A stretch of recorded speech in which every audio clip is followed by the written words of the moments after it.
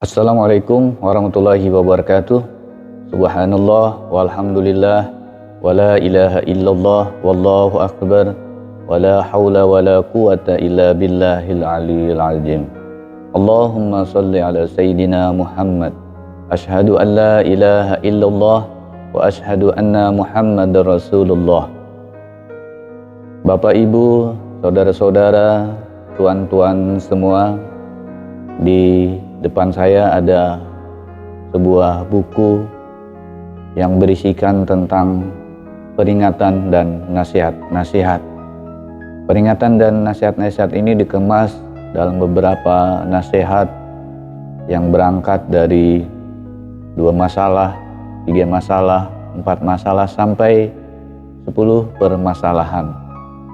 Sederhananya saya sebut serba 2, serba 3, serba 4, serba 10. Kelanjutannya nanti.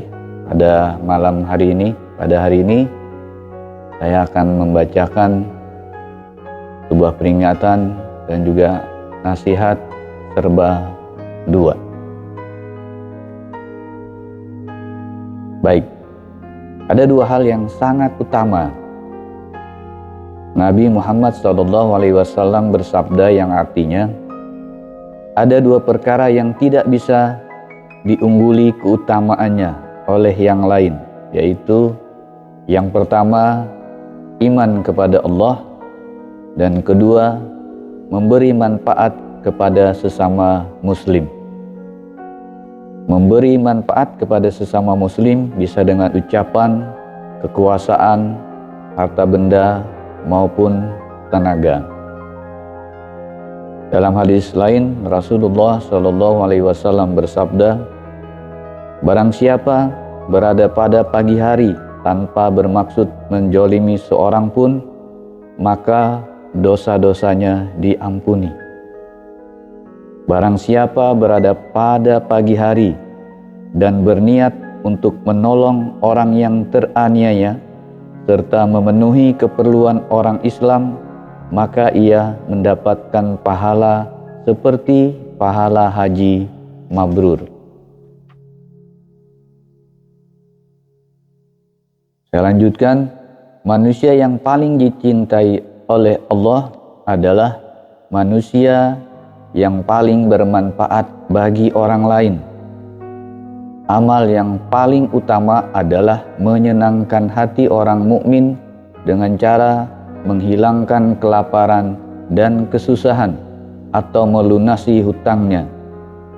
Ada 2 perkara yang sangat kotor dan keji, yaitu menyekutukan Allah dan menimbulkan kemudaratan bagi kaum muslim.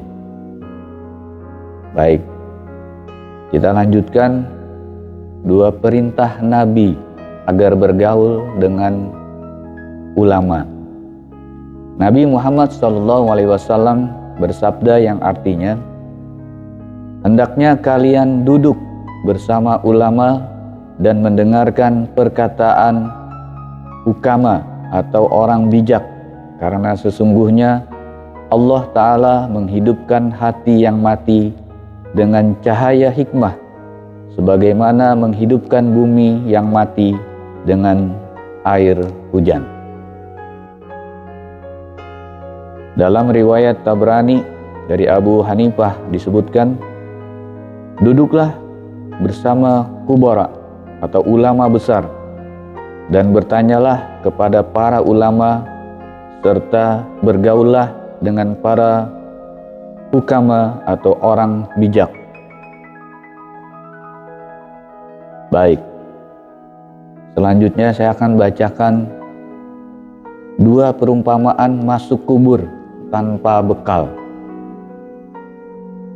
2 perumpamaan masuk kubur tanpa bekal. Abu Bakar As-Siddiq pernah berkata, barang siapa masuk kubur tanpa membawa bekal, maka seakan-akan dia mengarungi lautan tanpa perahu.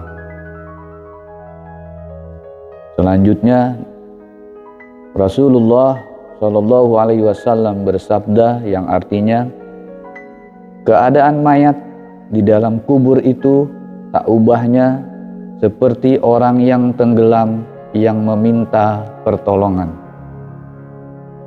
Jadi inilah dua perumpamaan orang masuk kubur tanpa bekal. Selanjutnya ada dua kemuliaan.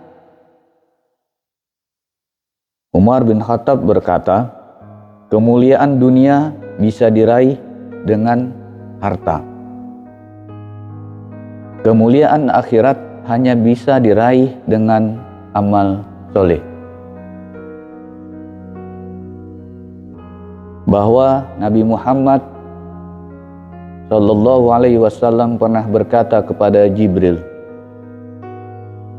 gambarkanlah kepadaku tentang kebaikan Umar.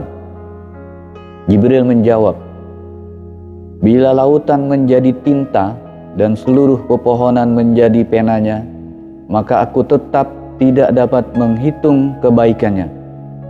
Nabi Muhammad SAW berkata lagi, gambarkanlah kepadaku tentang kebaikan Abu Bakar.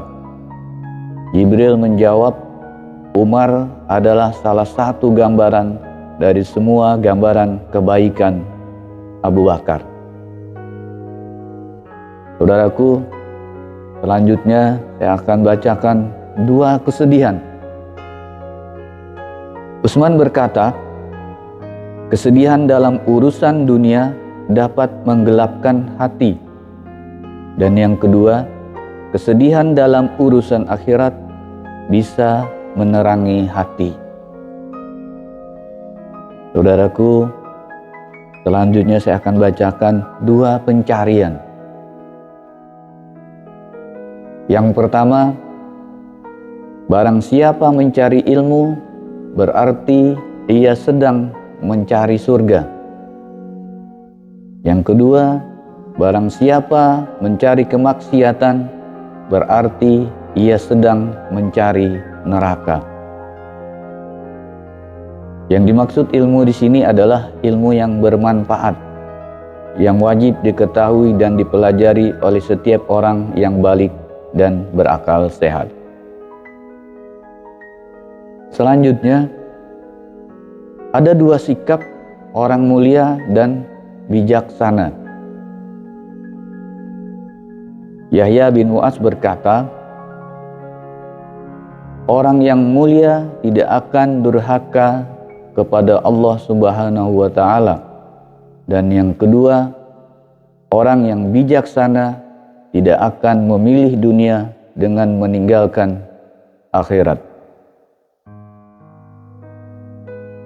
Baik. Berikutnya dua modal yang berbeda hasilnya.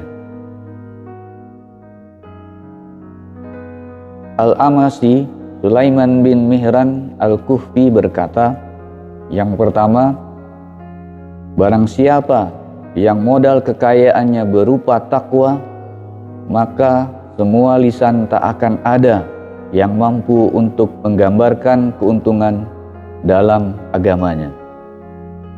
Yang kedua, barang siapa yang modal kekayaannya berupa dunia, maka semua lisan tak akan ada yang mampu untuk menggambarkan kerugian dalam agamanya.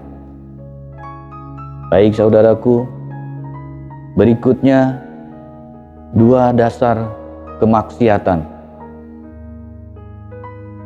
Sufyan Ats-Tsauri berkata, yang pertama, setiap kemaksiatan yang timbul dari dorongan nafsu masih bisa diharapkan ampunannya.